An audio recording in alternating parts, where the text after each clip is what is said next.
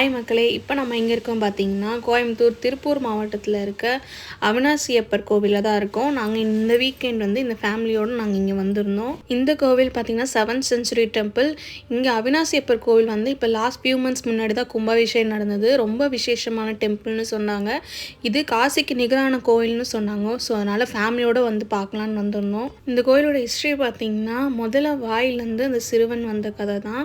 So நிறைய பேர் கேட்டிருப்பீங்கன்னு நினைக்கிறேன். இருந்தாலும் உங்களுக்கு சொல்கிறேன். 2 சிறுவர்கள் வந்து இந்த குளத்தில் பிடிச்சி விளையாடிட்டு இருக்கும்போது ஒரு குழந்தைய வந்து அந்த முதல்ல வந்து முழுங்கிட்டதாகவும், அந்த நேரத்தில் சுந்தரர் வந்து அங்கே வரும்போது இந்த கோயில்கிட்ட 2 வீட்லேயும் ஒரு வீட்டில் ஒரு சிறுவனோட பூணூல் விழாவும் இன்னொரு சிறுவனோட அவங்கள விழாவும் நடந்துட்டு இருக்கும்போது அவர் என்ன ஏதுன்னு விசாரித்து மறுபடியும் அவங்க பெற்றோரை அந்த குளத்துக்கு கூட்டிகிட்டு போய் அங்கே நீர் இல்லாத அந்த குளத்தில் சுந்தரர் வந்து பதிகம் பாடி சிவபெருமான் வந்து அந்த குளத்தில் நீர் வர வச்சு அந்த முதலையும் வர வச்சு அந்த முதலை வாயிலேருந்து 5 வயசில் முழுங்கின அந்த சிறுவனை 10 வயசில் மீட்டு கொண்டு அதே மாதிரி கொண்டு வந்ததுனால இந்த கோயில் வந்து ரொம்ப ஃபேமஸ்ஸு.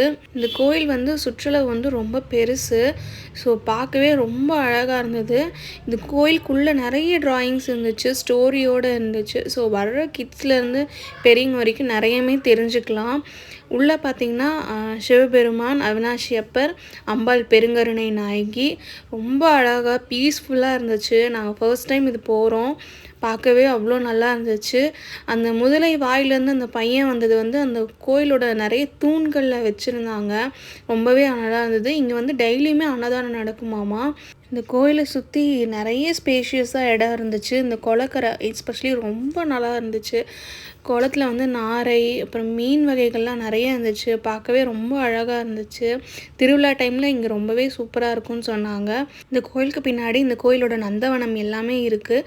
நீங்கள் கண்டிப்பாக வந்து பாருங்கள். உங்களுக்கும் ஒரு நல்ல ஒரு பிளஸ்ஃபுல் கிடைக்கும். நம்ம சேனலை ஃபஸ்ட் டைம் பார்க்குறீங்கன்னா மறக்காமல் சப்ஸ்கிரைப் பண்ணுங்கள். டாட்டா பாய்.